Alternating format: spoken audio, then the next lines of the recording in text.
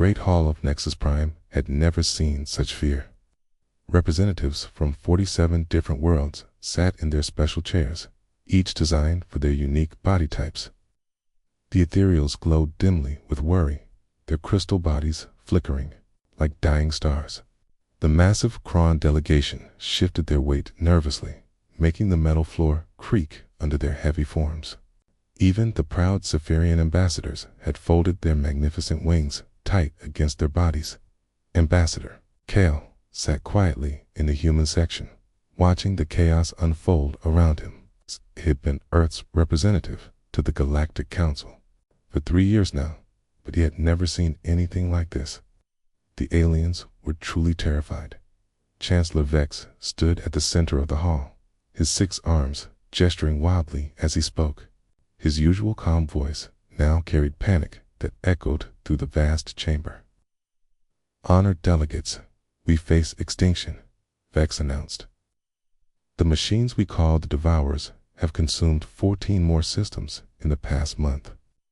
40% of our known galaxy is now gone, turned to dust and metal." A low rumble of despair filled the hall. The ethereal delegates' light pulsed rapidly, which Kel knew meant extreme distress. The Kron representative slammed a massive fist on his table, creating a boom that made everyone jump. "Our fleets are useless," growled General Thuck of the Kron military. "These machines adapt to everything we throw at them. Plasma cannons, particle beams, quantum torpedoes. Nothing works twice. As they learn, they grow stronger. The Spherian Skyriders have lost 6 entire carrier wings," added Commander Zill, her feathers ruffled with shame. "Our fastest ships cannot outrun them. Our strongest weapons cannot pierce their hulls after the first battle." Kale leaned forward in his seat. He had been reading the reports for weeks, but hearing it directly from military commanders made it more real. The galaxy was losing a war, and losing it badly. "What about the outer colonies?" asked Ambassador Wren of the Ethereals. "Some populations can be evacuated." Chancellor Vex's shoulders sagged. "The Devourers move faster than our evacuation ships. By the time we arrive to help, there is nothing left but empty space and floating debris. They strip entire planets down to the core, taking every useful material." The hall fell silent, except for the quiet humming of the translation devices. Kale could see the defeat in every face, every posture, every gesture. These were some of the most advanced civilizations in the galaxy, and they were giving up. "There must be something," whispered Ambassador Yal of the peaceful Draxi. "Some weapon we have not tried. Some strategy we have not considered." "We have tried everything," Vex replied heavily. "Coordinated attacks by the combined fleet, guerrilla warfare by the Rangers, even suicide runs by volunteer pilots. The Devourers simply adapt and continue their advance." A new voice spoke from the back of the hall. It was high and musical, belonging to Sage Nim of the ancient Keeper race. "There are stories," Nim said slowly. "Legends of warriors from impossible worlds. Beings who thrive where others would die. They call themselves by various names, but others know them as the Deathworlders." The hall stirred with interest.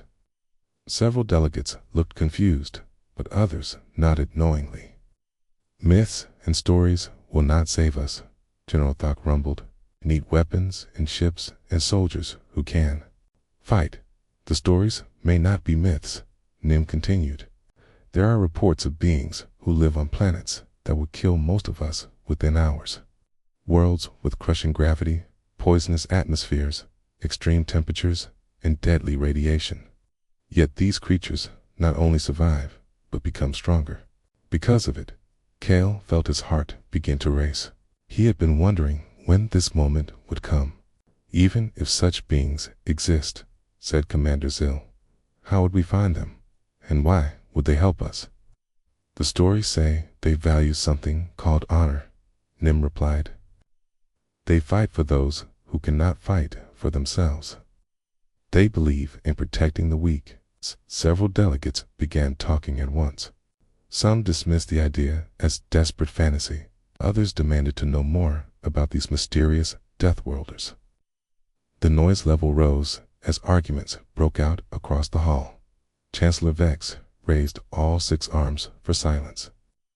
Even if we could locate these Deathworlders, even if they exist and agree to help, we do not have time to search the galaxy for them. The Devourers will reach the core worlds within 6 months.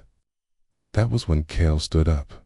The movement was so unexpected that the entire hall fell quiet. The human section was always peaceful during these meetings. Earth's representative usually listened politely and said very little.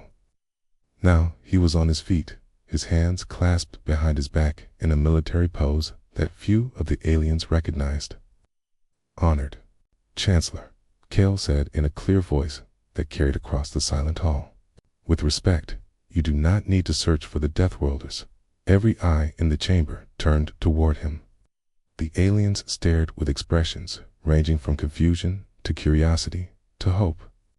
"Ambassador Kale," Vex said carefully, "do you have information about the location of these legendary warriors?" Kale took a deep breath. This was the moment that would change everything. Not just for him, but for all of humanity. "Yes, Chancellor, I do."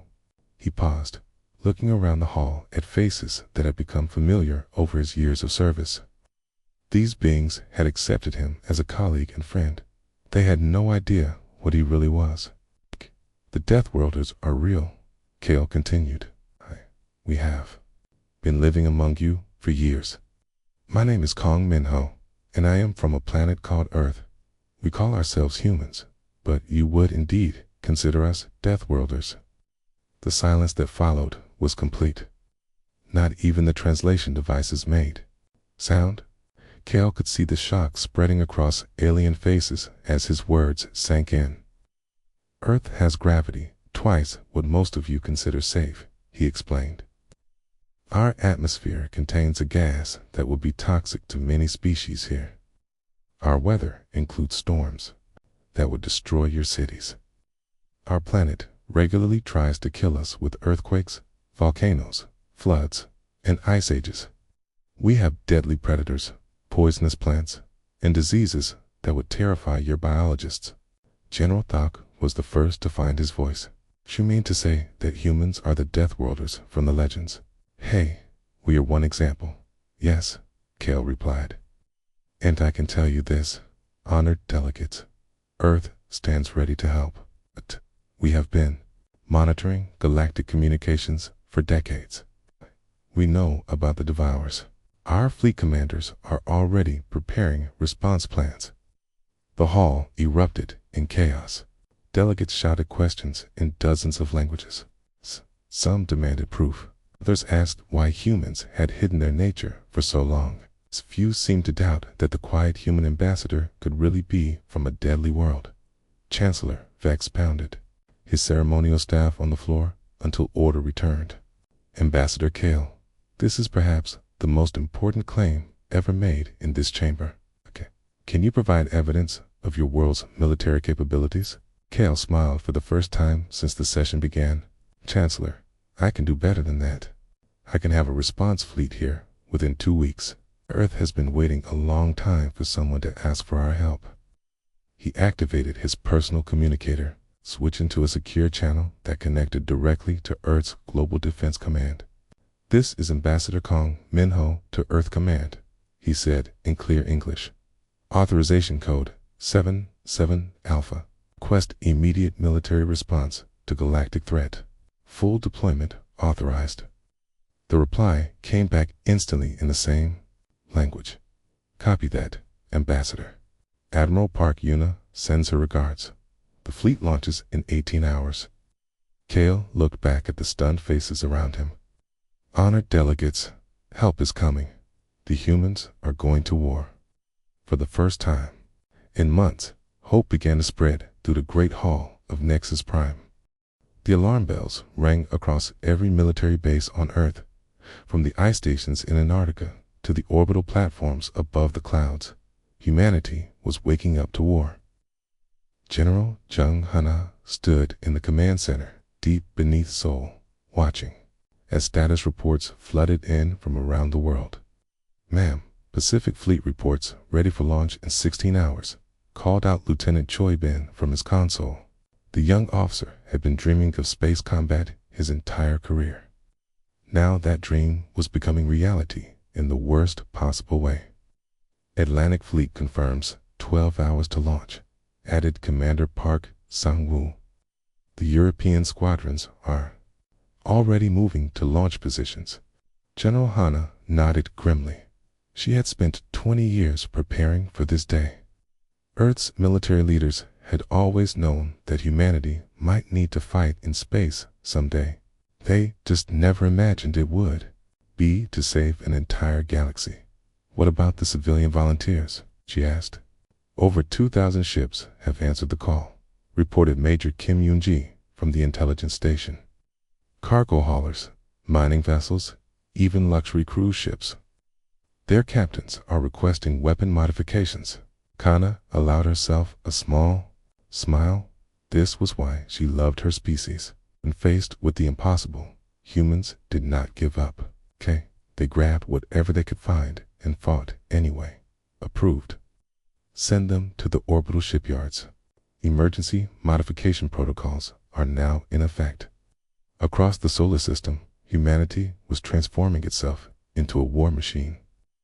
On Luna Base, Admiral Park Yuna watched through the observation deck as her flagship prepared for launch. The massive ship stretched nearly 2 kilometers from bow to stern, bristling with weapons that most galactic species would consider barbaric.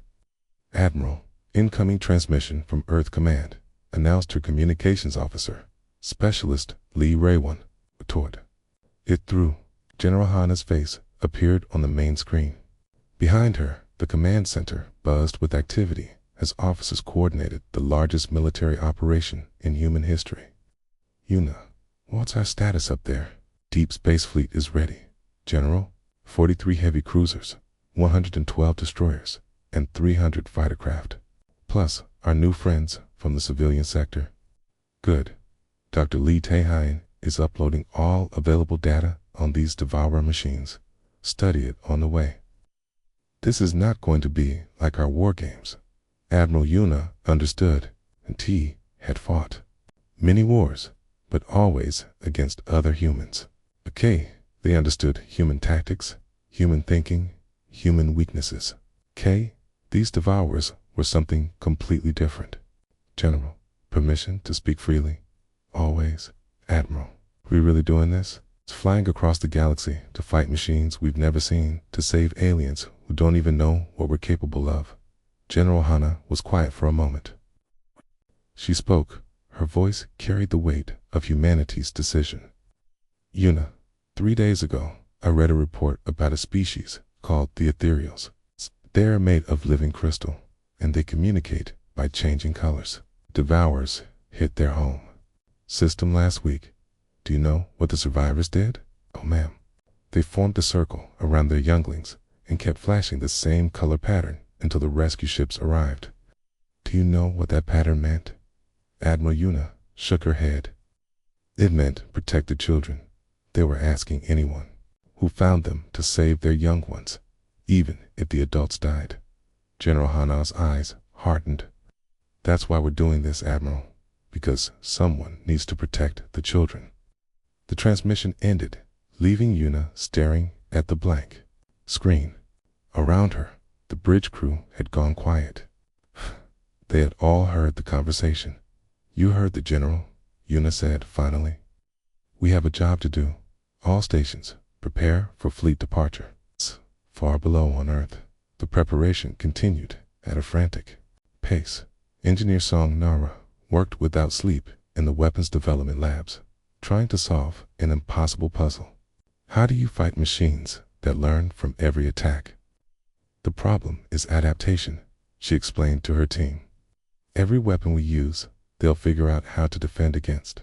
We need weapons they can't adapt to." "What about nuclear mines?" suggested her assistant, Corporal O. Jin. "Set them up like booby traps. They'll learn to detect them after the first few explode." Ramming attacks, asked another engineer. Expensive? We lose our ships. Song Nara stared at the data streaming across her screens. The Devourers were incredibly advanced, but they followed logical patterns. They analyzed threats and developed countermeasures. It was very efficient, maybe too efficient. What if we don't try to beat their technology? She said slowly. What if we use tactics they can't understand? Her team looked confused. A corporal. Jin raised his hand like a student in class. Ma'am, what do you mean? Think about it. These machines are logical. They analyze data and make the best choice. But what if we don't make logical choices? What if we do things that make no sense? The room fell silent as her team processed this idea. You mean fight like crazy people? Asked the assistant engineer. Mean fight like humans? Song Nara replied. Use our emotions, our stubbornness, our willingness to make terrible sacrifices for victory. The Devourers can adapt to better technology, but can they adapt to pure human stupidity? Meanwhile, Dr. Lee Taehan was having his own breakthrough in the xenobiology lab. He had been studying the reports from alien survivors, trying to understand how different species thought and fought. The problem is coordination, he muttered to himself. 47 different species, all with different fighting styles, different command structures, different ways of thinking about war. His assistant, communications specialist, Shin Haro, looked up from her translation work. Dr. Lee, what if that's actually an advantage? How could chaos be an advantage? Well, if the Devourers learn by analyzing attack patterns, what happens when there are no patterns? What if every species attacks differently at different times, using different methods? Dr. Taehan stopped pacing. Haro might be onto something. A coordination strategy based on no coordination, he said thoughtfully. Controlled chaos. Each species doing what they do best, but not in any predictable way. Exactly. And humans could be the coordinators. We're good at working with different groups. As the hours passed, more pieces of humanity's response came together. Captain Kim Sol finished briefing her Special Forces team on boarding tactics. They would need to fight inside enemy ships, something no other species had attempted. The aliens think we're crazy for wanting to board active enemy vessels, she told her soldiers. They're probably right, but that's why it might work. Lieutenant Choi Ben completed his crash course in alien ship designs. If humans were going to coordinate with 47 different species, someone needed to understand how their ships worked. Krone built everything heavy and slow, he explained to his fellow officers. The Zephyrians are fast but fragile. The Ethereals use energy weapons that don't work well in close combat. What about us? Asked another lieutenant. We build everything tough and mean, Ben replied with a grin. And we're not afraid to get close. As the 18th hour approached, Admiral Yuna stood on a bridge, watching the final preparations. Around Luna, hundreds of human ships formed into battle formations. Each ship carried crews who had never fought in space before, using weapons that had never been tested in real combat. Following tactics that had never been tried, it should have been terrifying. Instead, Yuna felt a familiar feeling rising in her chest. It was the same feeling human warriors had carried into battle for thousands of years. Admiral, all ships report, ready for departure, announced Specialist Ray 1. Fleet status. 437 vessels, ready for jump. Crews at battle stations. Yuna looked out at the fleet one more time. Somewhere across the galaxy, aliens were dying while waiting for help that might never come. But they were wrong about one thing. Help was coming. All ships, this is Admiral Park Yuna, she announced over the fleet communications. Today, we go to war, not for conquest or glory, but because someone asked for our help. We go to show the galaxy what humans do when innocent people are in danger. She paused, thinking of General Hana's words about protecting children. Today, the galaxy learns what it means to wake up the humans. All ships, Jump on my mark. 3, 2, 1. Jump. 437 human ships vanished from Earth's solar system, carrying humanity's answer to the galaxy's desperate plea. The humans were coming to war. The Kepler 442 system was dying. Admiral Park Yuna watched through her flagship's main screen as massive black machines tore chunks of metal and rock from what had once been a beautiful blue world. The planet Ethros, home to 12 billion ethereal beings, was being eaten alive.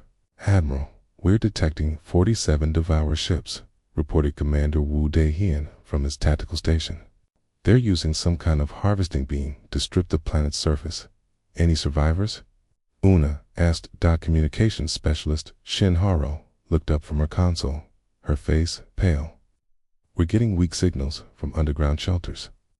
Maybe 200,000 ethereals still alive, but their power is failing fast." Una felt her jaw tighten. They were too late to save the planet, but maybe not too late to save its people. "All ships, battle stations, we're going in, Admiral," Commander Wu said carefully. "The Devourers have us outnumbered. Standard galactic military doctrine would suggest we wait for reinforcements." "Good thing we're not following standard galactic military doctrine," Una replied. "Send the signal.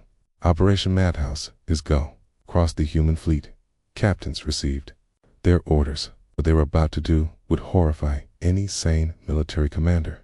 It was reckless, wasteful, completely insane. It was also perfectly human. Captain Kim Sol strapped herself into her assault shuttle as her ship raced toward the largest Devourer vessel. Behind her, 24 Marines checked their weapons. "One final time. Listen up," she told her team. "We're about to board an active enemy ship that's currently harvesting a planet. The enemy is made of self-repairing machines with adaptive technology. Our mission is to get inside and plant nuclear charges in their engine room." Private Parkman looked nervous. "Captain, what if they sealed the airlocks? Then we cut through." "The hole," Sol replied simply. "What if they flood the corridors with poison gas?"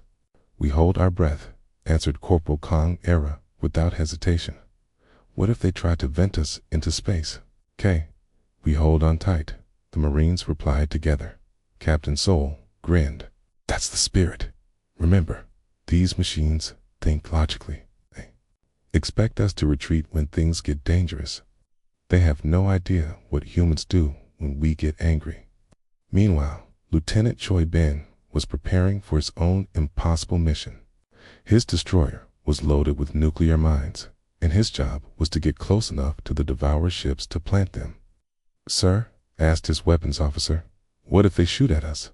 Then we fly faster," Ben replied. "What if they try to ram us? We ram them harder. What if their shields block our mines? Dang, we deliver them personally." The young lieutenant looked at his crew. Half of them were barely out of the academy. The other half were volunteers from civilian ships. None of them had any business fighting in space. "Today, we show the galaxy what humans do when someone threatens innocent people," he announced.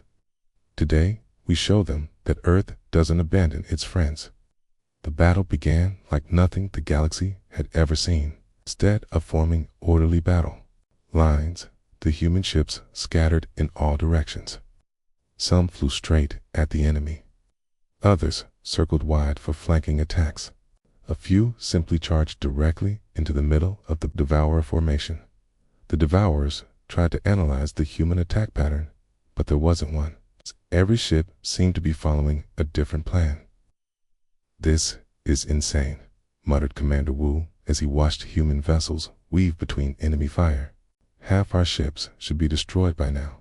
The Devourers can't target us effectively," Una realized. "They're trying to predict our movements, but we're not following any logical pattern." On the main screen, they watched as Lieutenant Ben's destroyer performed a maneuver that made even experienced space pilots feel sick. The ship flipped end over end while spinning sideways, somehow dodging 3 different energy beams while continuing to accelerate toward its target. How is he even staying conscious during those turns? Asked the ship's doctor, Li Sujin. He's not, Yuna replied. Look at his bio readings. He passed out 2 minutes ago. His co-pilot is flying the ship. His co-pilot is unconscious too, Dr. Sujin pointed out. Then, who's flying the ship? It's a computer, programmed with his final orders. Akana, he told it to get close to the big, ugly machine and deliver the package. The destroyer slammed into the side of a devourer harvester. It's nuclear. Mines detonating inside the enemy hull. The explosion tore the alien machine apart from the inside, sending debris spinning into space. But the real surprise came when Captain Saul's boarding shuttle punched through the hull of another devourer ship. The machines inside had prepared for many possible threats, but not for humans in vacuum suits carrying plasma cutters and high explosives. Ma'am, the enemy is sealing blast doors to stop us, reported Sergeant Kim Dong over the radio. Cut through them, Seoul ordered. They're flooding the corridors with acid vapor. Our suits can handle it for 20 minutes. Move faster. Activating defense robots. Then we destroy the robots. Keep moving toward the engine room. The Devourers had never encountered an enemy that simply ignored obstacles. Their programming told them that organic beings would retreat when faced with overwhelming danger. But humans didn't retreat. They adapted. When the machines sealed doors, humans cut new ones. When they released poison gas, humans held their breath. When they activated weapons, humans charged straight at them. Manek, Kong Ara, found herself treating wounded Marines inside an enemy ship while under fire. It was the most dangerous medical situation imaginable, but she worked calmly as explosions shook the hull around them. Doc, you should get to cover, called out Private Li Jin as enemy laser fire lit up the corridor.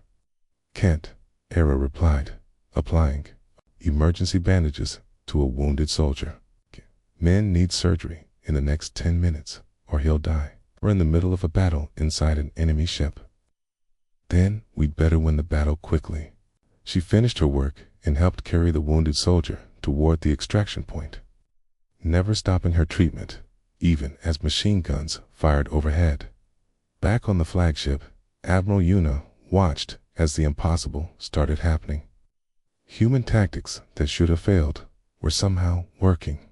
Ships that should have been destroyed were completing their missions. Soldiers who should have retreated were advancing deeper into enemy territory. Admiral, we're getting a transmission from the planet's surface, Haro announced. It's the ethereal. Survivors, put it through.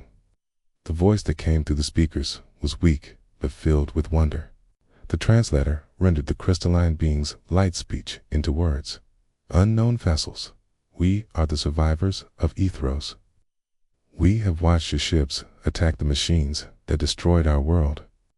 We do not understand your tactics, but we see that you fight for us, even though we are strangers. Who are you? Yuna activated her communications system. This is Admiral Park Yuna of the Earth Defense Fleet. We are humans. We received your distress call as humans, but the galactic databases say humans are a minor species with primitive technology. The galactic databases are wrong about a lot of things, Yuna replied. Can you prepare your people for evacuation? You mean to save us?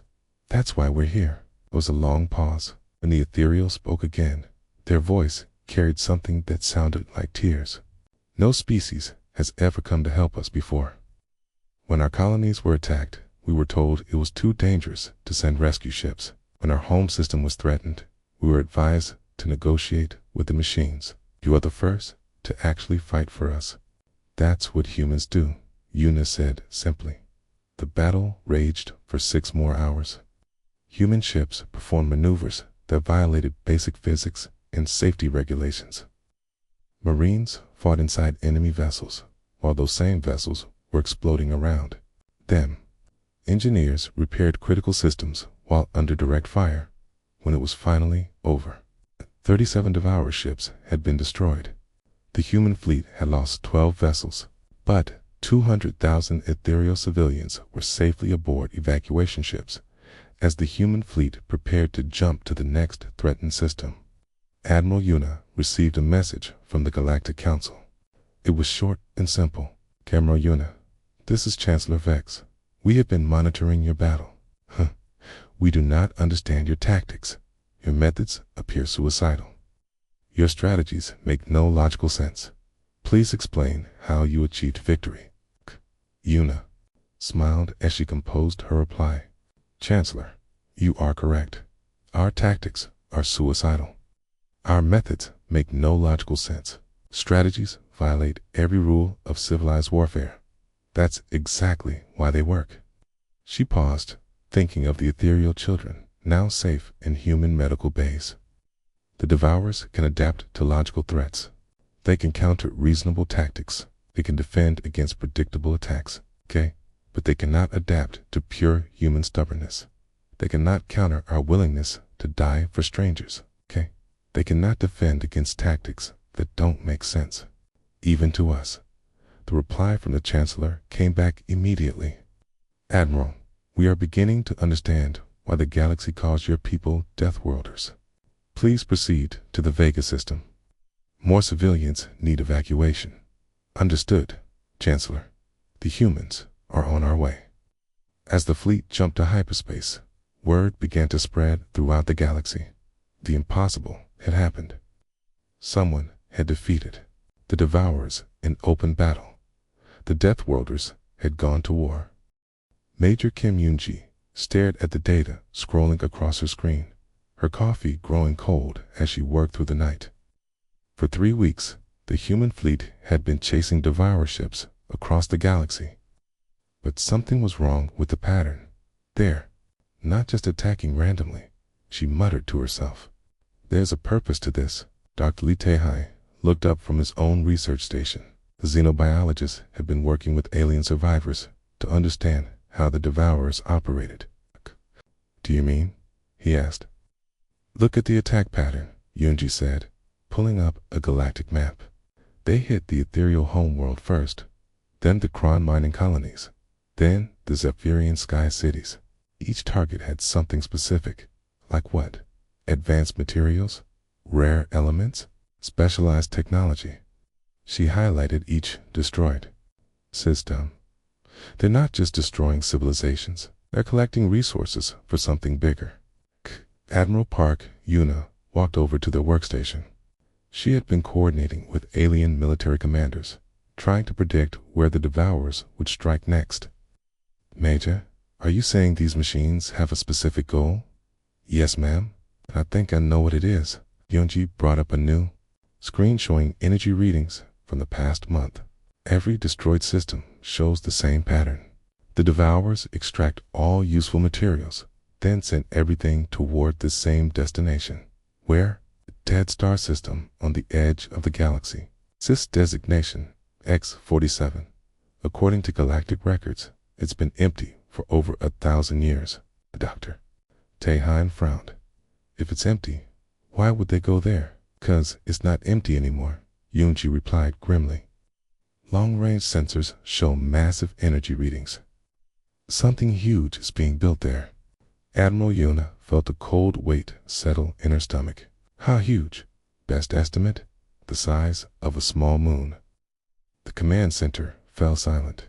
Everyone understood what this meant. The Devourers weren't just attacking random targets. They were feeding materials to some kind of construction project. Cameral. Incoming transmission from the Galactic Council, announced communications specialist Shin Ha-ro. Put them through. Chancellor Vex appeared on the main screen, his 6 arms moving in agitation. Behind him, representatives from dozens of species watched anxiously. Admiral Yuna, we have received disturbing reports. Our long-range scouts have detected a massive structure in the X-47 system. Can you confirm? Confirmed, Chancellor.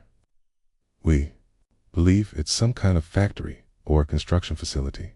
Our xenoarchaeologists have been researching Devourer origins. Vex continued. We have made a terrible discovery. The machines were not built by an enemy species, trying to conquer the galaxy. Then who built them? Yuna asked. We did, or rather, a civilization that existed here millions of years ago. They called themselves the Architects. According to ancient records, they created the Devourers as a cleansing protocol. Dr. Tehan stepped forward. Cleansing protocol. The Architects believed that organic life was too chaotic and unpredictable. They programmed the Devourers to eliminate what they called biological disorder and replace it with perfect mechanical order. Admiral Yuna understood immediately. They wanted to turn the entire galaxy into machines. Exactly. The Architects activated the protocol, then went into stasis to wait for the cleansing to be completed. But something went wrong. The Devourers malfunctioned and destroyed their creators as well. Then why are they active now? Has something triggered the protocol again? Our best guess is that galactic civilization has reached the same level of advancement that the Architects considered dangerous. On her screen, Major Yunji watched more data come in from the X-47 system. The readings were getting stronger. Admiral, I'm detecting multiple Devourer fleets converging on the target system. At least 300 ships. How long before their project is complete? Based on construction rates, maybe 2 weeks. Admiral Yuna closed her eyes for a moment. When she opened them, her decision was made. Chancellor, we need every available ship. This is not about defending individual colonies anymore. If that factory becomes operational, it will produce enough Devourers to consume the entire galaxy. Agreed. But Admiral, even with every ship in the combined fleet, we will be outnumbered. 10 to 1. Then we'll have to be creative. Over the next week, the largest military force in galactic history assembled near the X-47 system. 500 human ships joined 2,000 vessels from 47 different species. It should have been impossible to coordinate such a diverse fleet, but somehow the humans made it work. Pilot Park Sang-woo flew reconnaissance missions to scout the enemy positions. What he found was terrifying. Admiral, the factory ship is massive, he reported. 15 kilometers long, 8 kilometers wide. It's surrounded by defensive platforms and 3 full Devourer fleets. What about the factory itself? Asked Engineer Song Nara over the communications link. It's producing new Devourer ships every 6 hours. But here's the weird part. It looks like it's also building something else. Something bigger. Bigger? How? I think it's building a new version of itself. A factory ship that can build factory ships. Its applications hit everyone at once. If the Devourers succeeded, they wouldn't just have one facility producing ships. They would have dozens, then hundreds, then thousands of factories spreading across the galaxy. We have to stop them now, Admiral Yuna announced to the assembled fleet commanders. This is our only chance. The battle plan was typically human, completely insane, and just crazy enough to work. Instead of a direct assault, they would split into multiple attack groups. Each group would hit different targets at the same time, creating maximum confusion. Lieutenant Choi then commanded a squadron of fast attack ships. His job was to disable the defensive platforms around the factory. Sir, those platforms have shields that can stop our weapons, worried his weapons officer. Then we don't shoot the platforms, Ben replied. We ram them. Sir, that's suicide. No, that's Tuesday. We've done worse things this week. Meanwhile, Captain Kim so prepared her Marines for the most dangerous mission of all, boarding the factory ship itself while it was under construction. Our target is the Central Control Core, she briefed her team. According to Dr. Taehyun's analysis, destroying it should shut down the entire facility. Ma'am, what if the factory has internal defenses? Asked Sergeant Kim Dong. Then we fight through them? What if they try to evacuate the core? Then we follow it and destroy it wherever it goes. What if the whole factory explodes while we're inside? Captain Sol smiled grimly. Then we make sure we complete the mission before it explodes. Specialist Lee Ray-1 had perhaps the most important job of all. She would attempt to hack into the Devourer communication network and plant a virus designed by human programmers. The virus is based on human logic patterns, explained Engineer Nara. It should confuse their decision-making algorithms. What? If they detect it, Ray 1 asked. Then you improvise. Do what humans do best, which is break things until they work the way we want them to. As the massive Allied fleet approached the X-47 system, every species contributed their unique abilities. Tan provided heavy assault ships. The Zephyrians offered fast interceptors. Tyos brought energy weapons that could penetrate Devour shields. But it was the humans who provided the most important element, the willingness to attempt the impossible. All ships, this is Admiral Park Yuna, she announced to the fleet.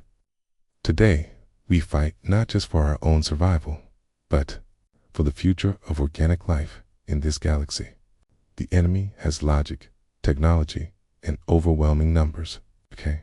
But we have something they cannot understand or replicate. She paused, looking out at the thousands of ships representing dozens of species united in common cause. We have hope. We have courage. We have the absolute refusal to give up when innocent lives are at stake. Today, we show the Devourers what happens when the galaxy fights back. The fleet jumped into hyperspace, carrying the hopes of trillions of beings toward what would either be their greatest victory or their final battle.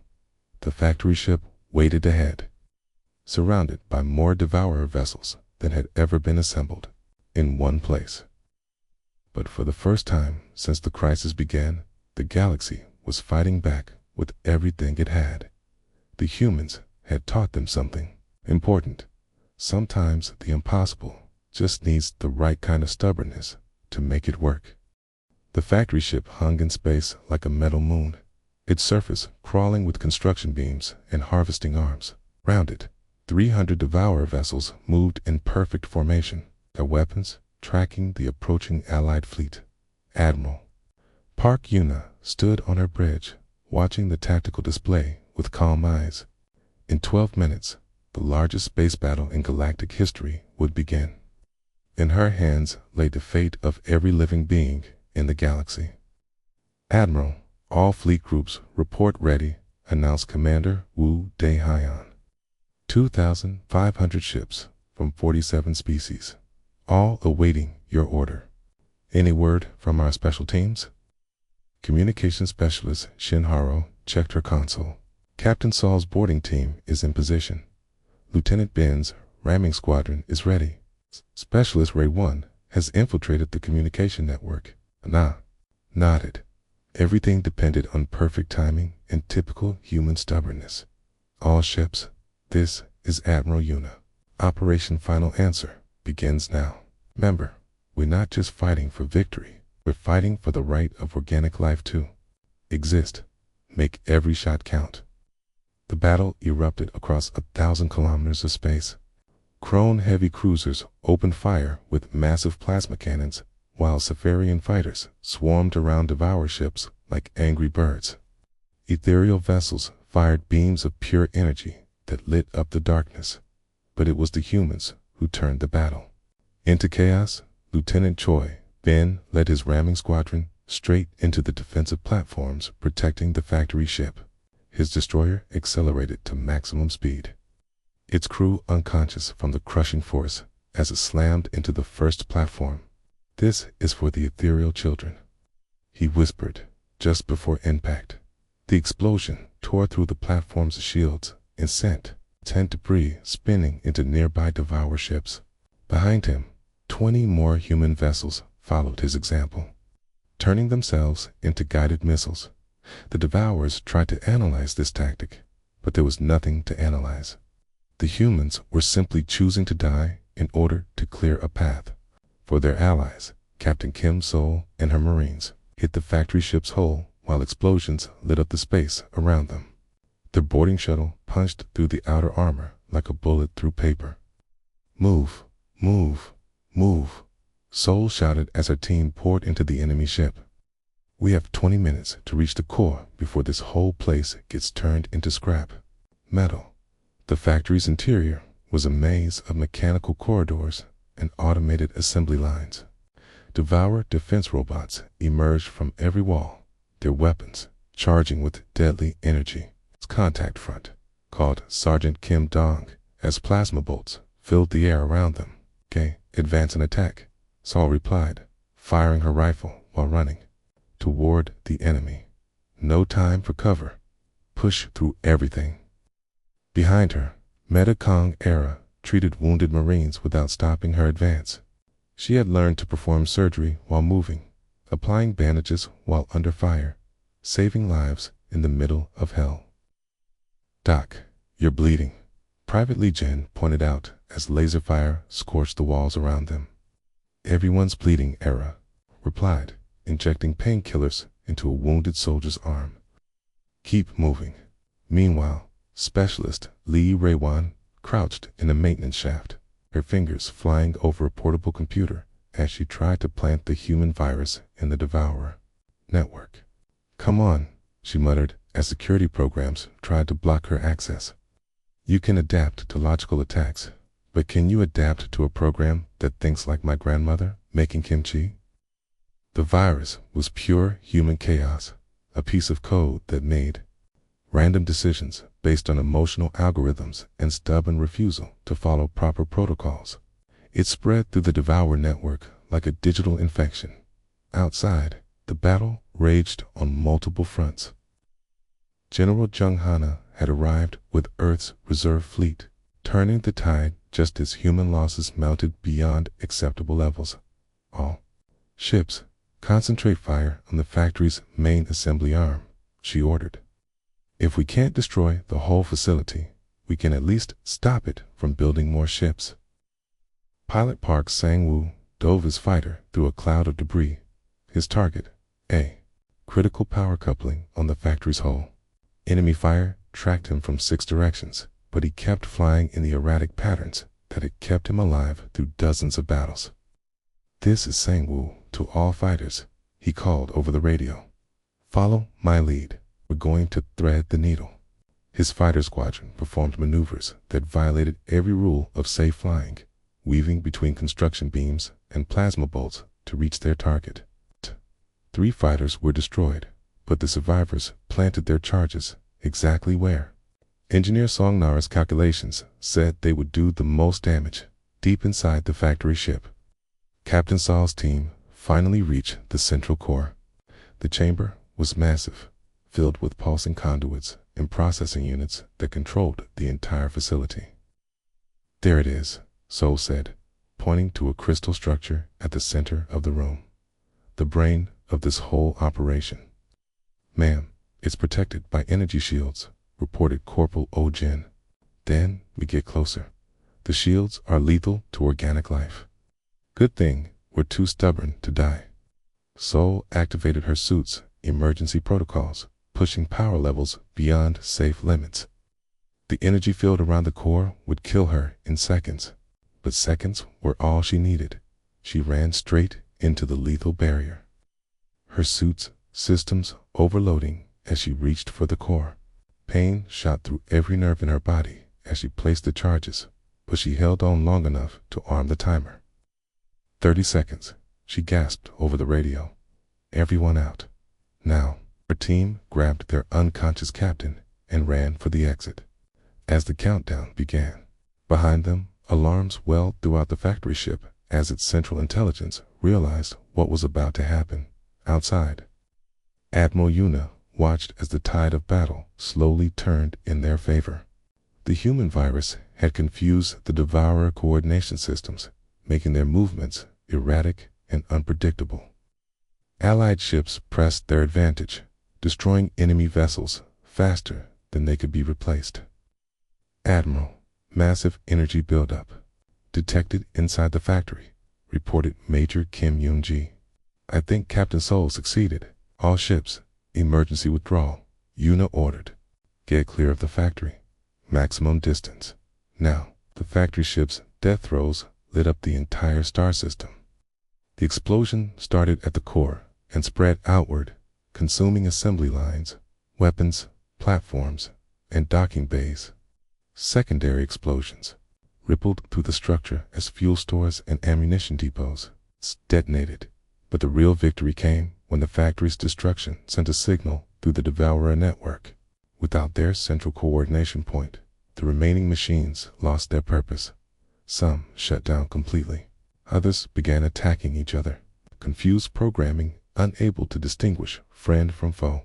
Dr. Lee Tae-hyun monitored the collapse from his research station. Admiral, Devourer fleets across the galaxy are going silent. The network is collapsing. What about the ones still active, scattered, and disorganized? They're reverting to basic programming, harvest materials, and return to base. But there is no base anymore. The battle was over, but the cost had been enormous. Over 300 ships had been destroyed, and thousands of beings from dozens of species had given their lives for victory. Captain Sol survived her injuries, though she would spend months in medical recovery. Lieutenant Ben's sacrifice had saved hundreds of Allied ships. Specialist Raywan's virus continued spreading through abandoned Devourer networks, assuring they could never regroup. 3 days later, Admiral Yuna stood in the Great Hall of Nexus Prime. Representatives from every surviving species gathered to witness the signing of the Galactic Defense Accord. Chancellor Vex approached the podium, his 6 arms steady for the first time in months. Today, we establish a new principle, he announced. Never again will any species face extinction alone. The alliance, forged in battle, will endure in peace. He turned to Admiral Yuna and to the humans who answered our call when no one else would. We offer not just our thanks, but our permanent friendship. You have shown the galaxy what it means to fight for others. Ambassador Kong Minho stepped forward from the human delegation. Chancellor, we accept your friendship with honor, but let the record show that humans did not fight because we are warriors. We fought because someone asked for our help. He looked around the hall at faces representing dozens of worlds and cultures. Today, the galaxy learned something important. When the innocent are threatened, when children need protection, when hope seems lost, there will always be someone willing to stand and fight. That is not a human trait. That is a trait of anyone who chooses to be truly alive. In applause that lasted for 10 minutes. Outside, construction ships from 47 species began the long work of rebuilding what had been destroyed. But in the archives of Nexus Prime, a new entry appeared in the galactic database. Under the heading for Earth and its people, someone had written a simple note. When the galaxy called for help, the humans came. They fought impossible battles, saved billions of lives, and asked for nothing in return. They are not the strongest species, or the smartest, or the most advanced. But when evil threatens the innocent, they are exactly who you want on your side. Age of the Devourers was over. The age of galactic unity had begun, and somewhere in space, human ships continued their patrols, making sure that no one would ever face the darkness alone again.